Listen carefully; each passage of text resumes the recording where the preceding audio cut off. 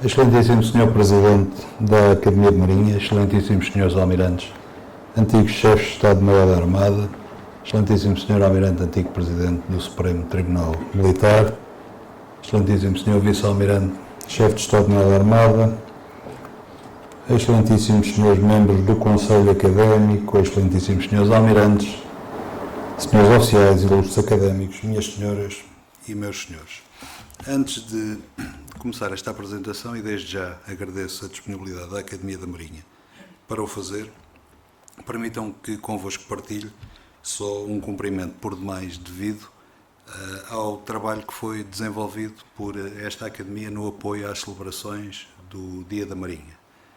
A Academia desenvolveu com a Escola Superior de Tecnologia do Instituto Politécnico de Viana do Castelo o tradicional colóquio O Mar, Tradição e Desafios, e foi mais um momento relevante nas celebrações que juntou a Academia e o Instituto Politécnico e, não menos importante, uma população empenhada e interessada que viu naquela jornada, por certo, a agregação de mais-valias e de conhecimento, quer para aqueles que estão em fases curriculares, quer para outros que mostraram o interesse em estar presente. Eu não posso deixar de dar nota do trabalho de coordenação e da comunicação da senhora professora doutora Ana Paula Avelar, do trabalho de coordenação do senhor Almirante Santos Carvalho e também do senhor secretário-geral, do senhor comandante Augusto Silveira, tudo liderado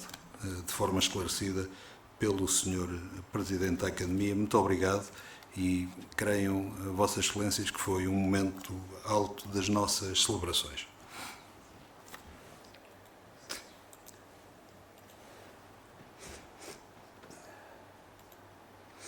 Eu passo então a expor, segundo 4 tópicos, a Diretiva Estratégica da Marinha, um primeiro com 2 momentos relativos ao enquadramento, depois desenvolverei um pouco mais a formulação da estratégia para este meu mandato. Abordarei sinteticamente para dar nota só de forma ilustrativa de exemplos de indicadores e metas e, no final, sintetizarei com um breve conjunto de considerações. Passando então para o primeiro momento de enquadramento. Esta imagem ilustra a vasta dimensão da nossa área de jurisdição e responsabilidade marítima em claro contraste com a dimensão territorial nacional. Em termos continentais, Portugal pode ser percepcionado como um país médio e periférico na Europa. No entanto, ao olharmos para a sua dimensão marítima, a perspectiva muda radicalmente. A nossa zona económica exclusiva é a 20ª maior do mundo. O mar é, pois, um pilar estratégico da nossa economia, destacando-se os indicadores de, entre outros, de representar 5% do PIB nacional, de 100% das importações de petróleo e gás natural chegarem por via marítima, de termos um número de embarcações registadas das diferentes tipologias em Portugal neste momento de cerca de 90 mil embarcações, de diariamente nas nossas águas sob soberania, jurisdição ou responsabilidade nacionais transitarem cerca de 3.500 navios em média e, portanto, neste contexto, importa garantir a vigilância, a presença e o exercício da autoridade do Estado no mar português, desafio constante, mas essencial para assegurar a segurança e as condições base para o uso do mar por Portugal e para a sustentabilidade da nossa economia. Isto, perdoar-me-ão, sobretudo para uma plateia de ilustres marinheiros, mas nunca é demais para enquadrar e para fazer ver a importância e a relevância do mar no nosso contexto nacional. Se olharmos num segundo momento de enquadramento para as ameaças a que estamos sujeitos, eu diria que o momento leva-nos a olhar sobretudo sob uma lógica ou sob a luneta do contendor mais premente. Poder-se-á dizer que Portugal, face ao seu posicionamento e à sua circunstância, assume uma posição decisiva na disputa de um mundo multipolar, num ambiente onde prevalecerão as tentativas de imposição russas, com uma postura marcadamente confrontacional, o expansionismo chinês, numa postura sobretudo competitiva, mas com potencial para mudar para a postura confrontacional, sobretudo noutras geografias, e o terrorismo transnacional, cujos efeitos dispensam qualquer tipo de qualificação. Numa possível leitura sob a lente da Aliança Atlântica e considerando uma visão a 360 graus, poder-se-á dizer que a leste deparamos com uma fronteira confrontacional por natureza. Em termos de dimensão temporal, a urgência das respostas impõe-se, obviamente, por forma a assegurar a integridade soberana dos territórios de países aliados ou parceiros. A sul, por sua vez, a fronteira é de natureza complexa, na dimensão temporal, coexiste em simultaneidade com as demais fronteiras e carece de ser melhor compreendida pela multitude de ameaças e diversidade que encerra. Já a oeste, a fronteira atlântica é de natureza decisiva, temporalmente é a mais perene e tem de ter por objetivo final ser controlada, como a história dos conflitos nos tem demonstrado. Entretanto, surgem também a norte cada vez mais disputas marítimas ligadas à delimitação de espaços com inevitáveis consequências para a estabilidade aliada. Em qualquer uma destas fronteiras, as ameaças desenvolvem-se de forma assimétrica e híbrida, gerando cenários de anti-acesso e de negação diária, pelo que, para contrariar as ameaças e ser capaz de operar em tais cenários, existe uma transformação das nossas capacidades operacionais, devidamente balanceadas com a consolidação de algumas das já existentes, com aquelas que emergem designadamente decorrentes de tecnologias disruptivas, equilíbrio este que é fundamental para manter uma adequada e evolutiva capacidade de resposta. Faço aqui só um pequeno parênteses, porque hoje em dia é muito comum, e os eventos no teatro de operações da Ucrânia saltam-nos e levam-nos a olhar muito para a tecnologia e para as novas evoluções, mas recentemente o comandante do Pacífico, o almirante Paparo, americano, fez um comentário muito interessante quando questionado sobre o nível de integração de veículos remotos e não tripulados. No seu potencial de combate, referiu que, primeiro perguntou que e quais veículos, isto era um comentário interno, porque há um programa em desenvolvimento nos Estados Unidos a nível conjunto, mas que não está a avançar com a velocidade que se pretende. Mas diz ele, na altura, que drones, quantos drones, e que abordagem é esta quando eu neste momento tenho que enfrentar uma força naval com mais de 200 navios de linha, para usar a nossa terminologia, uma força aérea com mais de 3.000 aeronaves, muitas delas de quinta geração, uma dimensão geográfica designadamente associada à defesa do Estreito de Taiwan e, portanto, o ponto do Sr. Almirante Paparo é que tecnologia sim, não podemos descartar as capacidades que existem mais convencionais e eu revejo-me integralmente nessa posição. Tudo tem que ser equilibrado, sobretudo numa marinha com a nossa dimensão e sobretudo num país que não tem uma indústria de defesa pujante que nos possa rapidamente progredir no sentido do desenvolvimento tecnológico e, digamos, de algumas das modas ou das tendências de hoje em dia. Por isso, e o equilíbrio que é requerido na edificação da componente naval do sistema de forças será aquilo que nos permitirá desenvolver ou vir a prestar um contributo razoável para o esforço securitário global da Aliança Atlântica e podendo, sem o qual poderemos eventualmente vir a gerar falhas e vazios de poder e de capacidade de atuação com o potencial que há para que outros ocupem o nosso espaço. Feita esta pequena reflexão de enquadramento, desculpar-me, que eu vou... Com licença.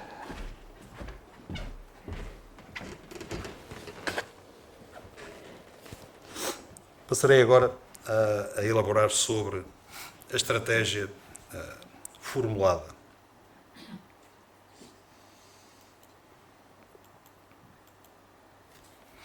Este slide sintetiza o atual modelo de governação estratégica da Marinha, desenvolvido para assegurar uma transformação contínua e sustentada, orientada pela doutrina naval e operacionalizada no quadro da política naval. Formulação e desenvolvimento e modelo que vem a ser aperfeiçoado desde os idos de 2007 e que tem vindo a ser consolidado. O processo estratégico estrutura-se em 3 grandes perspectivas: genética, estrutural e operacional, e está desenhado para garantir a coerência entre a visão de longo prazo e a ação de curto e médio prazo. Para isso, estabelece um horizonte temporal de implementação até 12 anos. A execução da estratégia desenrola-se em ciclos de 3 anos, sendo que cada um dos quais dá origem a uma nova diretiva estratégica da Marinha. Esta diretiva traduz a visão estratégica do chefe de Estado-Maior da Armada, identificando os objetivos prioritários para o seu mandato e definindo as linhas de ação decisivas para a transformação da organização. A partir da diretiva estratégica são desenvolvidos os planos setoriais, que particularizam as iniciativas estratégicas em cada um dos 8 setores da Marinha, assegurando que os recursos são alocados de forma eficaz e que as atividades setoriais se encontram plenamente alinhadas com os objetivos estratégicos. Importa salientar que este modelo garante uma articulação eficaz entre as estratégias de longo prazo, de natureza doutrinária e estrutural, e os instrumentos operacionais de curto prazo. Esta integração permite assegurar a consistência entre aquilo que se pretende alcançar no futuro e aquilo que se faz no presente para o materializar.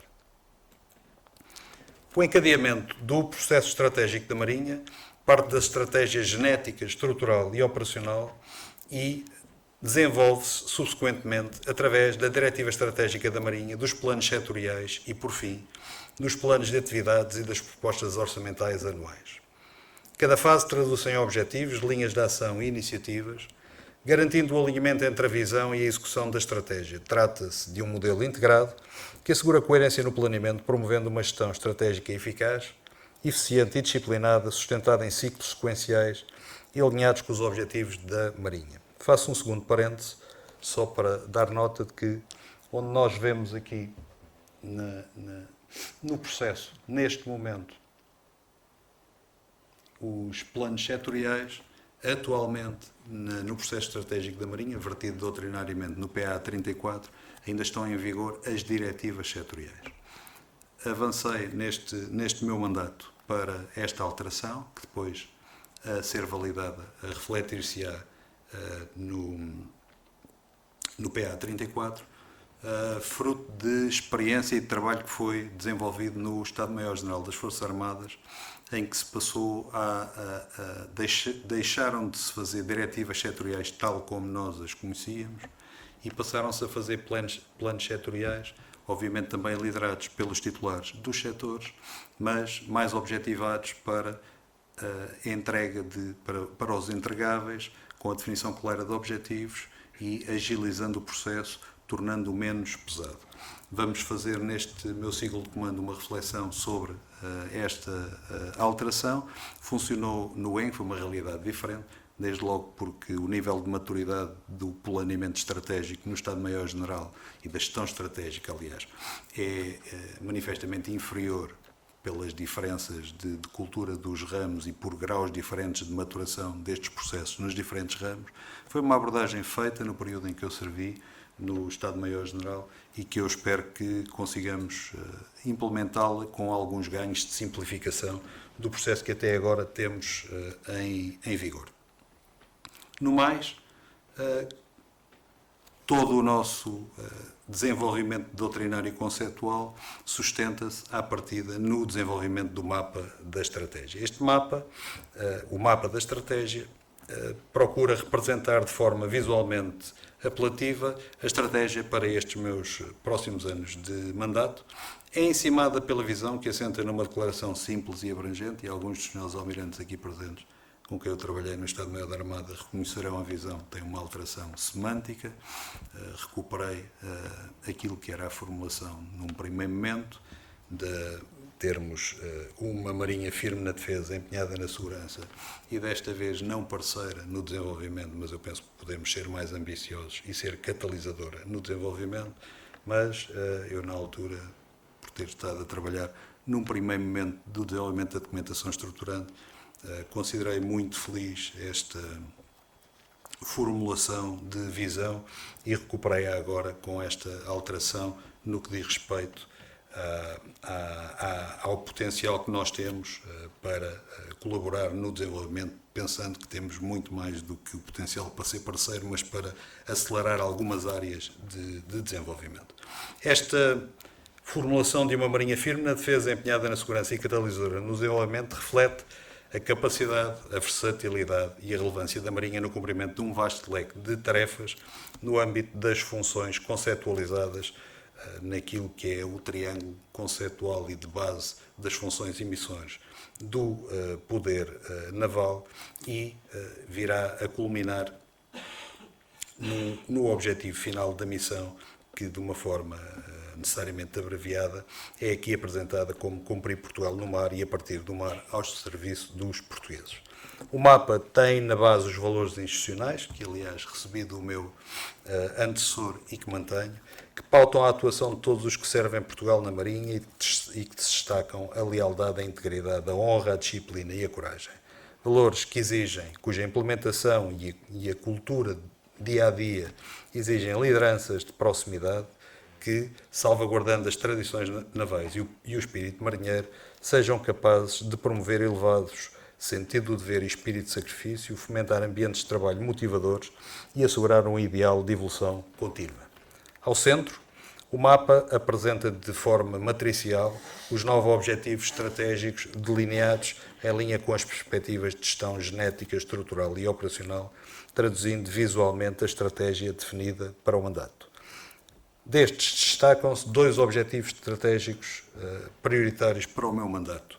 O reforço do potencial de combate, da prontidão e da eficácia operacional, assegurando que a Marinha mantenha a capacidade de vigilância, dissuasão, resposta rápida e projeção de força alinhada com os compromissos internacionais assumidos e os desafios estratégicos emergentes, e a retenção de pessoal, reforçando a atratividade e a motivação das pessoas, garantindo condições que permitam a valorização dos seus quadros e, por inerência, a sustentabilidade das operações.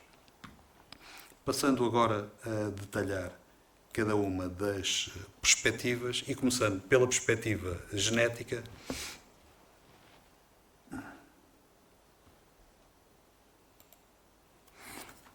Esta perspectiva, na perspectiva genética, centrada no tema estratégico de uma Marinha equilibrada, a Marinha aposta numa base sólida e sustentável para garantir a sua eficácia.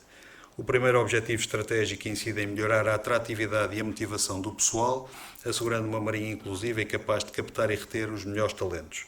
Este é um fator crítico para garantir a continuidade e qualidade da ação naval.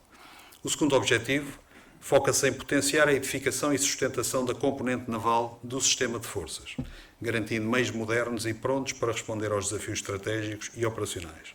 Finalmente, o terceiro objetivo destaca a necessidade de incrementar o financiamento supletivo, assegurando recursos adicionais que reforcem a capacidade de investimento, inovação e sustentabilidade institucional. Cada uma, e seria exaustivo estar aqui a apresentá-los, cada um destes objetivos estratégicos, por sua vez, desenvolve-se em linhas de ação, sendo que o primeiro objetivo estratégico materializa-se ou desconcatena-se em 6 linhas de ação, o segundo igualmente em 6 linhas de ação e o terceiro em 4 linhas de ação. Passando agora à perspectiva estrutural, o foco foi colocado na modernização organizacional e na eficiência dos processos. Assim, o objetivo estratégico número 4 visa fortalecer o apoio à Autoridade Marítima Nacional e aprofundar a cooperação com parceiros nacionais e internacionais, promovendo sinergias que potenciem o cumprimento da missão da Marinha.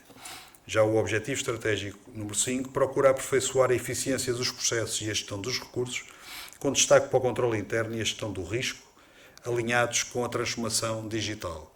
O objetivo número 6 propõe acelerar a transformação digital e inovação tecnológica, com ênfase na inteligência artificial e nos sistemas não tripulados, assegurando uma Marinha preparada para os desafios de um ambiente operacional em rápida evolução. Quanto ao número de linhas de ação em que se desconcatenam estes objetivos, para o objetivo número 4 temos 5 linhas de ação, 6 linhas de ação para o quinto objetivo e 6 linhas de ação para o objetivo estratégico número 6. Passando agora à perspectiva, desculpa-me que eu estava atrasado. Passando agora à perspectiva operacional, esta foi centrada na prontidão e eficácia da ação. Com o objetivo estratégico número 7, procura-se reforçar o potencial de combate, a prontidão e a eficácia operacionais, assegurando forças disponíveis e preparadas para enfrentar cenários de crise ou conflito, em linha com as exigências do atual quadro geoestratégico na área euroatlântica. O objetivo estratégico número 8 visa otimizar a presença e o controle dos espaços marítimos sob soberania ou jurisdição nacional, garantindo vigilância contínua e capacidade de atuação. Por último, o objetivo estratégico número 9 pretende robustecer a posição da Marinha na vanguarda da inovação e das ciências do mar, afirmando o seu papel na liderança tecnológica, no desenvolvimento científico e na promoção da cultura marítima. No mesmo exercício de tradução das medidas em linhas de ação, o objetivo estratégico número 7 desenvolve-se em 6 linhas de ação, o 8º objetivo estratégico desenvolve-se em 4 e o 9º objetivo estratégico desenvolve-se em 7 linhas de ação. Posto isto, procurarei só elaborar um pouco mais sobre as duas prioridades que considerei mais relevantes para o meu mandato e atendendo à perspectiva genética e ao objetivo estratégico número 1 e sobretudo no que ao pessoal diz respeito, importa ter presente, digamos, como enquadramento deste tópico, que ao longo dos últimos 10 anos se tem verificado uma redução significativa de pessoal na Marinha, cifrando-se em 22% dos efetivos, totalizando 1.896 militares com especial incidência na categoria de praças, em que destes 1.896 viram-se representadas 1.690 praças. Em todas as categorias e formas de prestação de serviço, existe, à data de 5 de março, um déficit de 2.153 militares face às necessidades previstas no Decreto-Lei de Efetivos, que nos autorizava a ter 8.734 efetivos, e aqui representados no gráfico que está neste slide. Um dos problemas que nós temos, e daí eu ter definido como prioridade a questão da retenção, sendo que o recrutamento, permitir-me-ão a expressão desde o início da apresentação que fiz à Marinha, que uso esta expressão, o recrutamento é prioritário, a retenção é condição 7, postos de emergência. Porquê? Porque eu recruto gente que está na base da pirâmide em termos de qualificação, independentemente das categorias. A retenção, como todos perceberão, perder elementos com 20 anos de serviço, eu não tenho no mercado capacidade de ir buscar um capitão-tenente da classe de marinha, engenheiro ou um sargento com 20 anos de serviço. Não há mercado que me permita recuperar essa capacidade. E daí o meu grande foco é primeiro na retenção, sendo que o recrutamento, o tempo joga mais a favor e conseguiremos, aliás, já se conseguiu de alguma forma, reverter essa tendência. E assim, no que respeita às saídas extemporâneas, entendidas como abates aos quadros permanentes e rescisões ou não renovações no regime de contrato, destaca-se a tendência de aumento no decorrer dos anos. Felizmente, estes dados que aqui estão de 25 são até 27 de maio. Se começarmos aqui a ter uma tendência, eu diria que isto estaria no bom caminho. Eu, como sou marinheiro e sou supersticioso, bato na madeira até que perceba que a tendência se mantém, mas seria um indicador muito bom, mesmo que ele dobrasse, assumindo que estávamos a meio do ano, seria bom. Para isso terão concorrido com certeza medidas que foram tomadas recentemente por este Governo, sobretudo a nível remuneratório, e espero eu que algumas outras medidas que, dentro do conjunto de competências e de capacidades do SEMA, consigam ser tomadas, e eu já abordarei algumas delas. Repare-se que em 2023 atingimos um pico de 200 abates aos quadros permanentes, representando mais do dobro das saídas verificadas em anos anteriores e que em 24 a tendência começou a descer. Os números de 25, mantenham-se eles assim como a tendência, começarão a augurar uma regressão desta sangria que urge estancar.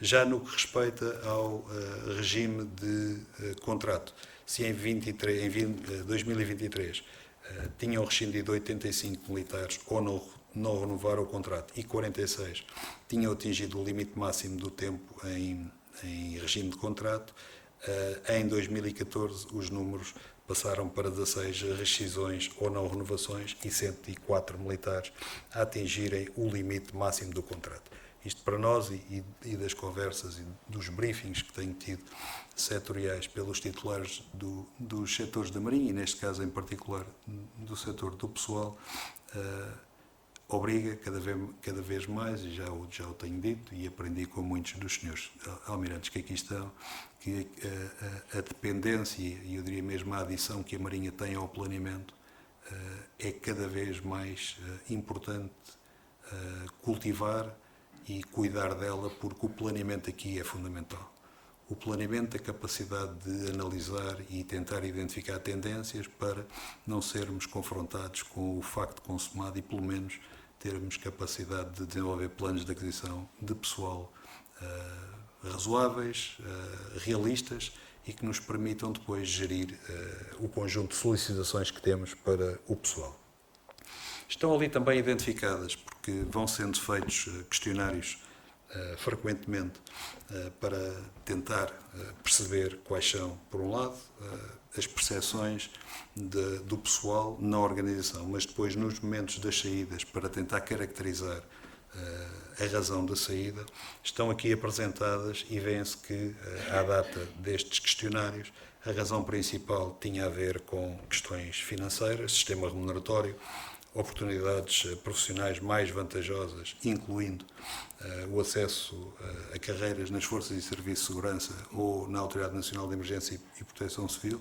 Devo confidenciar que recentemente a Guarda Nacional Republicana lançou um concurso para uma força de intervenção similar ao Grupo de Ações Táticas que a Polícia Marítima tem condições preferenciais de ser de Lamego, do Corpo de Tropas de Operações Especiais ou do Destacamento de Ações Especiais ou do Pelbord da Marinha. Já tive a oportunidade de dizer ao Sr. Ministro que isto é concorrência desleal e é depredar os recursos do Estado. Com certeza que alguns dos senhores almirantes, meus antecessores, já tiveram a oportunidade de ter o mesmo tipo de conversa com a nossa tutela política. Isto é um problema e está cá caracterizado como uma das razões para a saída. Também demora nas promoções, dificuldades na conciliação na relação trabalho-família, sobretudo por taxas de empenhamento muito elevadas, algumas questões de ordem familiar, necessidades de apoio imediato aos familiares, localização ou deslocalização geográfica, aspectos estruturais, por considerarem que não têm oportunidades de carreira adequadas, deficientes condições de habitabilidade e trabalho, incerteza no planeamento e motivos pessoais, como sejam reconhecimento do trabalho, desmotivação, não identificação com os valores institucionais. Eu, aos slides que o Estado-Maior da Armada me preparou, juntei um outro slide que também é importante, porque ensinaram-me nas operações, que foi aqui onde eu passei boa parte da minha vida, a conhecer o oponente, mas também tenho que conhecer as forças próprias. E este aspecto que aqui está é muito importante, que é conhecer a distribuição e a caracterização geracional. Portanto, eu e parte dos senhores vice-almirantes e mais alguns, estamos aqui, neste momento, na nossa Marinha, somos 1% da população que está na Marinha. Estamos na estrutura superior de comando e administração. Neste momento, mais de cerca de 55% são militares caracterizados sociologicamente como pertencendo à geração Y e à geração Z. E, portanto, os problemas que por vezes temos de recrutamento ou de retenção têm a ver, a meu ver, e contra mim falo e me penitencio, com alguma dificuldade que nós vamos tendo de compreender aquilo que é esta realidade social, esta nossa sociedade, porque as pessoas partilham, nós conseguimos aculturá-las com o nosso conjunto de valores muito próprios e que é muito forte, mas trazem ambições diversas das nossas. Como eu costumo dizer, não recruto em Marte. Eu não posso baixar determinados padrões, mas eu importa-me conhecer, aqui não é o inimigo, mas são os potenciais forças próprias, e tenho que perceber como é que eu vou chegar a pessoas que são ansiosas, motivadas pelo dinheiro, ansiosas na perspectiva de progressão rápida, motivadas pelo dinheiro. Não consigo chegar a essas pessoas se lhes disser que tenho uma carreira de 36 anos para lhes oferecer.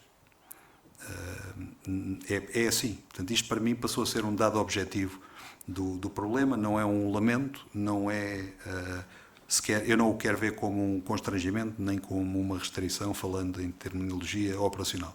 Quero ver como um dado objetivo, e eu vou ter que chegar a estas pessoas, vou ter que ter a capacidade de encontrar aqui modelos, o que para nós, ainda há pouco falei no planeamento, são medonhos em termos culturais, que é ter que viver com uma realidade, com uma população flutuante que vai ter muito menos tempo de permanência na organização, vou ter que ser muito mais forte na sua formação, na sua educação interna, na passagem dos valores, vou ter que estar preparado para contar com gerações que me vão render 6 anos, um regime de contrato. Nós que fomos pioneiros no quadro permanente, que estávamos habituados a essa estabilidade, que nesse modelo tínhamos previsto um desenvolvimento de carreira, muitos a entrarem como praças e a progredirem de categoria em sargentos, não é isto que boa parte da sociedade que eu cá tenho dentro procura. Eu costumo usar, e desculpar-me o Sr. Presidente e os Srs. Almirantes, a expressão mais coloquial, boa parte dos jovens que andam aqui por estas faixas ou por estas caracterizações procuram shots de adrenalina. Querem ter aqui uma experiência motivadora num relativamente curto espaço de tempo e depois querem ter a liberdade de poder fazer um ano sabático numa praia, qualquer praia de Bali, e depois verão o que é que farão a seguir.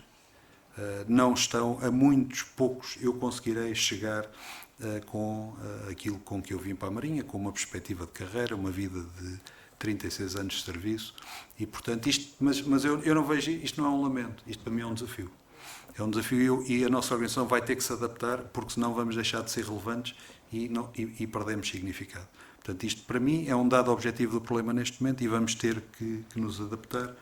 E eu gosto particularmente deste slide porque obriga-nos a situarmos e a perceber desde logo onde é que eu vou recrutar e, sobretudo, a seguir como é que eu vou reter essas pessoas que procurarão, hoje em dia vêm com grande facilidade mudar de profissão 2, 3 vezes. Não é um drama.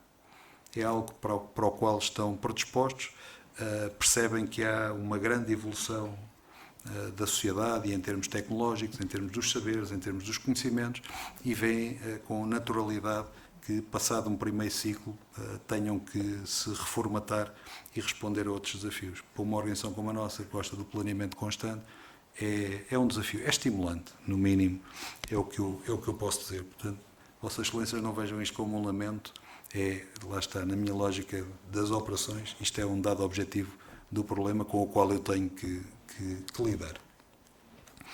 Posto este parêntese, passava agora às linhas de ação mais em pormenor do objetivo estratégico número 1.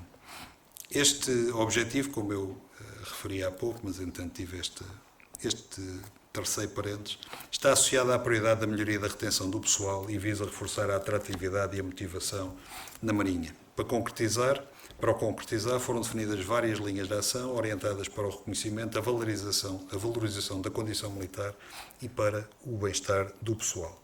Começaria por destacar a promoção da iniciativa, responsabilidade e motivação individual fundamentais para uma cultura de desempenho e compromisso. Complementarmente, tenciono promover internamente e externamente, junto ao poder político, a necessidade da valorização da condição militar, garantindo o justo reconhecimento pelo serviço prestado. Já tive a oportunidade de o mencionar, ainda mais, de forma mais recente, foi numa conferência do Diário de Notícias, o problema que nós temos com parte dos nossos militares, e de uma forma assim abreviada e simples, até para não saturar com números, um militar que tenha entrado a partir dos meados dos anos 90, quando passar à aposentação, vai ter uma pensão em cerca de, assim, em média, de 52% daquilo que a minha geração tem.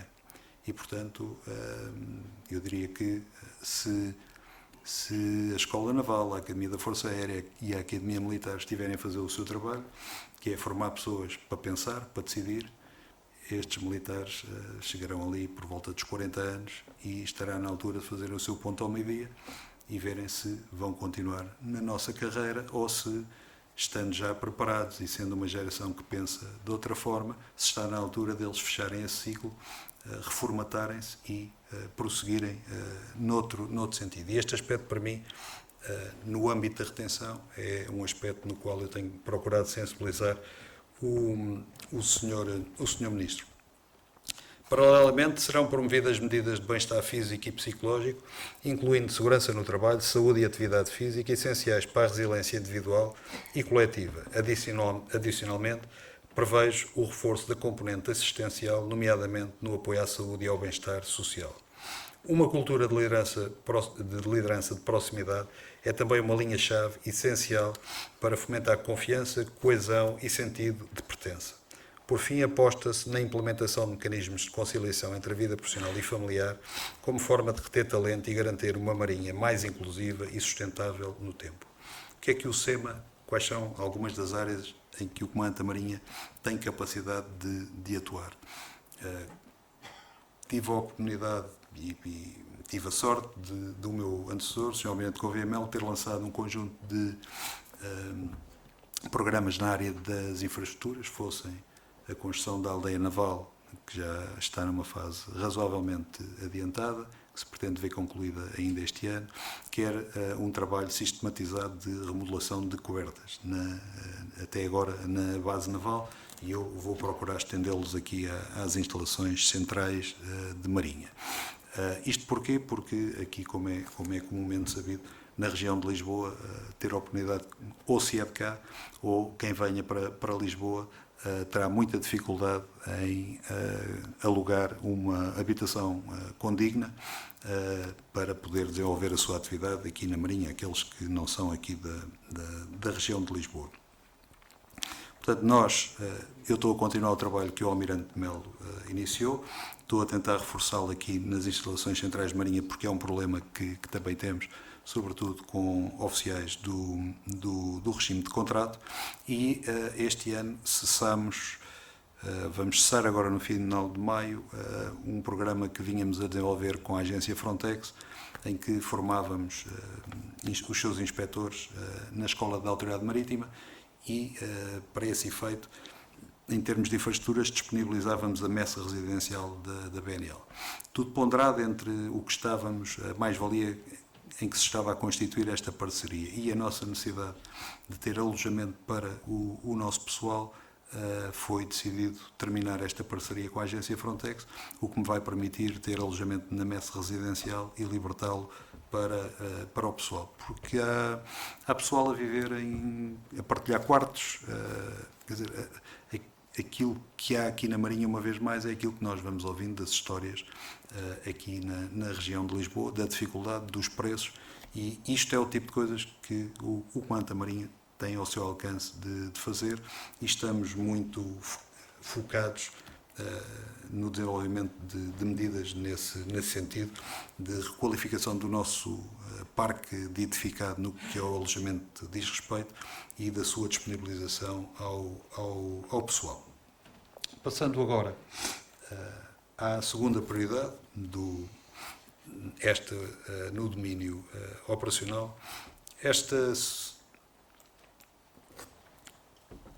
Este objetivo estratégico está diretamente ligado, ou a prioridade e materializado no objetivo estratégico número 7, está diretamente ligado à prioridade do reforço do potencial de combate da Marinha. Pretende-se assegurar uma força naval pronta, eficaz e credível, com capacidade de resposta rápida e sustentada em cenários de dissuasão, crise ou conflito, em linha com os padrões e alvos qualitativos da Aliança Atlântica. Entre as principais linhas de ação destaca-se a eficácia na manutenção e reposição de reservas de guerra, desde há muito depauperadas por razões várias, designadamente por subfinanciamento em sede de lei de programação militar, assegurando a disponibilidade de mísseis, munições, torpedos e explosivos em linha com os atuais cenários de potencial conflito de alta intensidade. Em paralelo, visa-se otimizar a gestão das pessoas, maximizando o desempenho das unidades com os recursos, com o pessoal disponível. É também prioritário incrementar o treino e a avaliação naval e reforçar o ensino e a formação na área das operações, garantindo competência técnica e profissional nas guarnições. Para garantir a retenção, aposta-se ainda na atratividade das unidades operacionais, promovendo estabilidade e motivação. Complementarmente, procurar-se a revitalização do conhecimento em operações navais, área que já foi uma área de grande capacidade na Marinha e que infelizmente se tem perdido conhecimento, operações navais e marítimas, mas o meu foco é nas operações navais, recuperando lições aprendidas e consolidando a doutrina. Por fim, tenciono reforçar a implementação do Mission Command e da liderança eficaz a todos os níveis hierárquicos, assegurando iniciativa, responsabilização e coerência na condução da ação. Isto foi aquilo em que eu me vi nado e criado, capacidade de atuar tendo as orientações sempre dos meus comandantes, diretores ou chefes, e darem-me liberdade para atuar e usar as minhas capacidades e daí os meus comandantes beneficiando do meu engenho, da minha capacidade de resposta. Não advogo lideranças centralizadoras, em que coartamos a iniciativa ao pessoal, não foi isso que a Marinha me ensinou e pretendo reforçar essa vertente, sobretudo porque, e eu aqui permitir-me o parente, quarto salvo erro, eu nos últimos 6 anos, estive 5 anos e meio no Estado-Maior-General das Forças Armadas, uma vez mais na área das operações, no Comando Conjunto.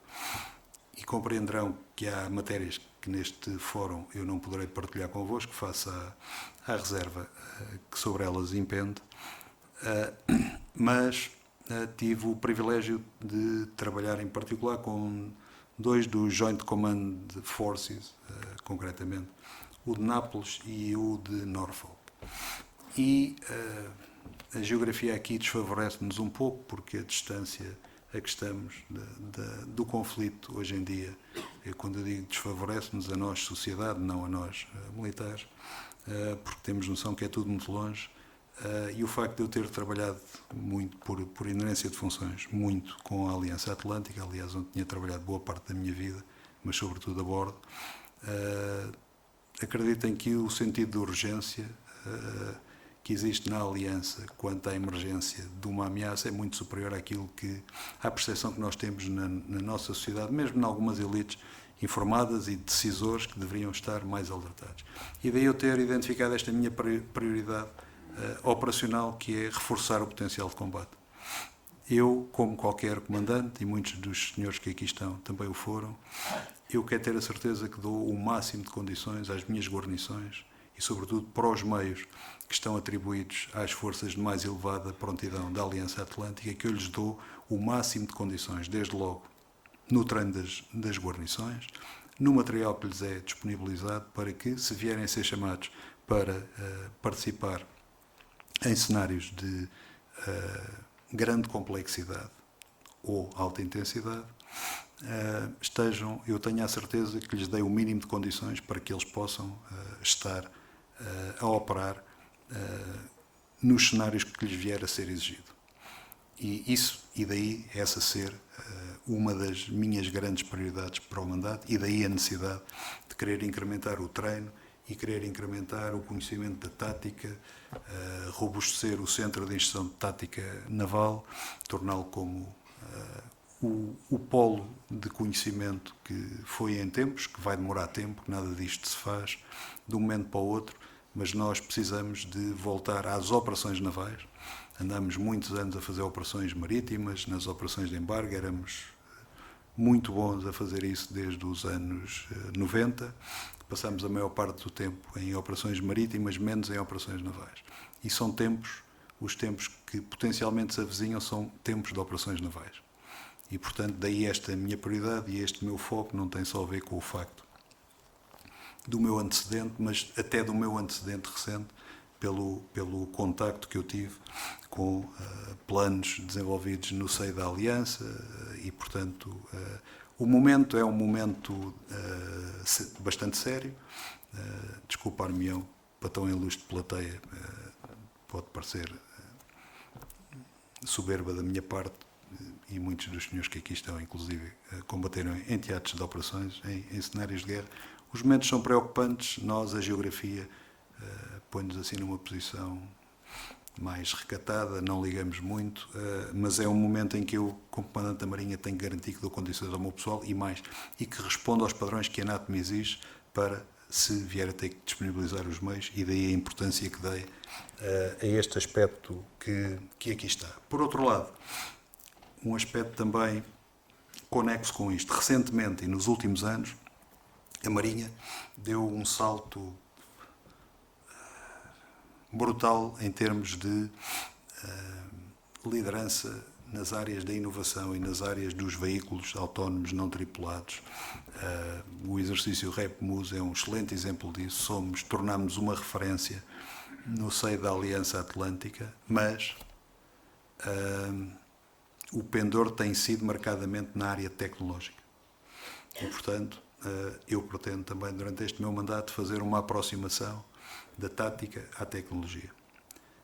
Houve um desenvolvimento brutal em termos tecnológicos, dominamos, temos centros de experimentação de referência. O CEOM é um centro de experimentação de referência. O CEOV é um centro de grande capacidade no desenvolvimento de sistemas. A comunidade operacional foi ficando atrás. A comunidade operacional não tem ainda sequer total conhecimento do potencial de aplicação de algumas das tecnologias que estamos a desenvolver. Isso não faz sentido. Mas eu percebo porque é que aconteceu. Porque a prioridade foi ao desenvolvimento tecnológico e aquilo é um motor de tal forma forte que não houve tempo de acompanhar. E eu pretendo aproximar mais essas duas comunidades. Eu, há muitos anos, senti essa experiência no Centro de Instrução de Tática Naval, em que tínhamos os operadores em permanente contacto com os técnicos, designadamente no desenvolvimento do sistema de combate das fragatas da classe Vasta Gama, e era uma parceria virtuosa e, portanto, o que está bem feito eu acho que a gente deve aproveitar e replicar, sob pena da comunidade operacional estar a perder ali oportunidades e potencial para os operar a cumprir missões, que ao fim do dia é aquilo que conta, é facilitar a vida àqueles que servem no mar ou a partir do mar ou em terra, como é o caso dos fuzileiros e também do nosso pessoal da Polícia Marítima. Por último, e para terminar,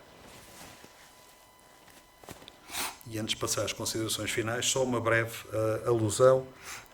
A implementação da estratégia será necessariamente monitorizada, monitorização sem a qual não conseguiríamos avaliar a sua eficácia, e avaliada periodicamente com base em indicadores e metas de desempenho e de risco, bem como na evolução do contexto estratégico, permitindo aferir o grau de cumprimento dos objetivos estabelecidos e introduzir eventuais medidas corretivas.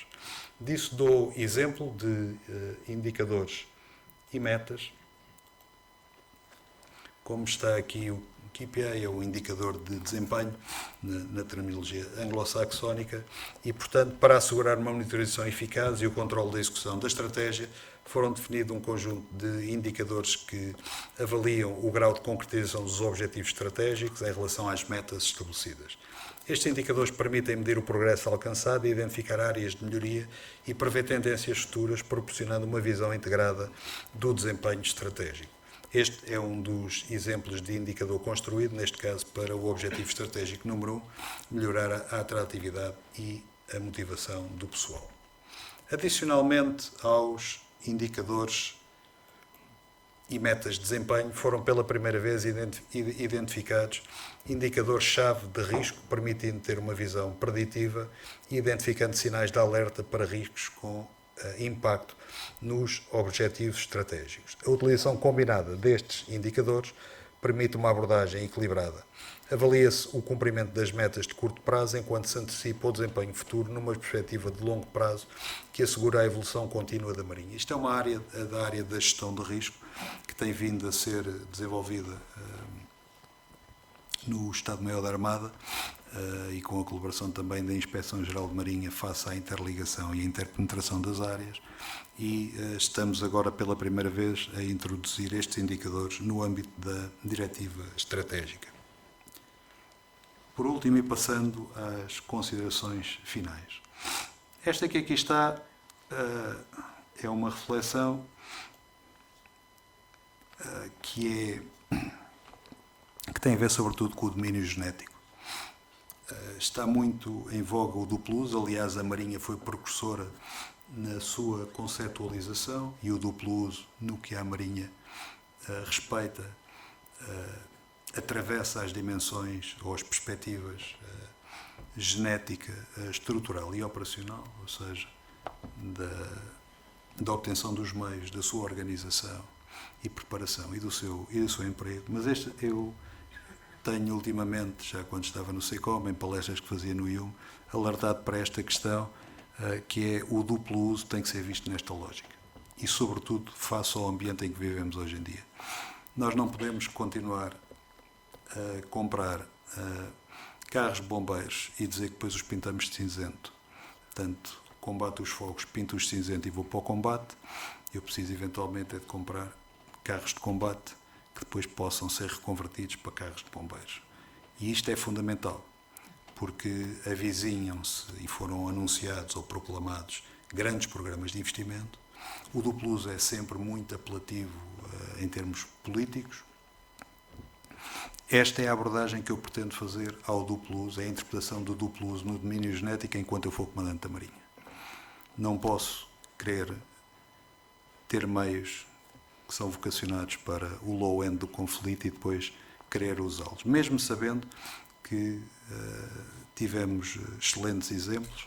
O Augusto Castilho não foi um navio de linha construído para esse efeito, mas isso são situações de contingência na qual a arte e o engenho português conseguem transformar um navio daquela tipologia num navio que acaba por dar luta a um submarino alemão na Primeira Guerra. Agora, quando estamos a falar, e este é um momento da genética, e isto não é para a Marinha, é para as Forças Armadas, é um momento da estratégia genética, é um momento da obtenção, de consolidação de capacidades. E esta será a tónica do meu mandato no que respeita à obtenção de recursos, sempre, e a Marinha, porque aliás foi precursora nesta abordagem, continuará a defender o duplo uso, mas o ponto de partida no elemento genético será este. Os meios têm que estar capacitados para os cenários mais exigentes e depois terão a capacidade de serem empregues em cenários menos exigentes. Obviamente isto devidamente graduado, porque os meios que nós precisamos para a fiscalização dos nossos espaços marítimos, no que diz respeito a assegurar a presença na área da busca e salvamento ou da fiscalização da pesca, não têm que ser destroyers.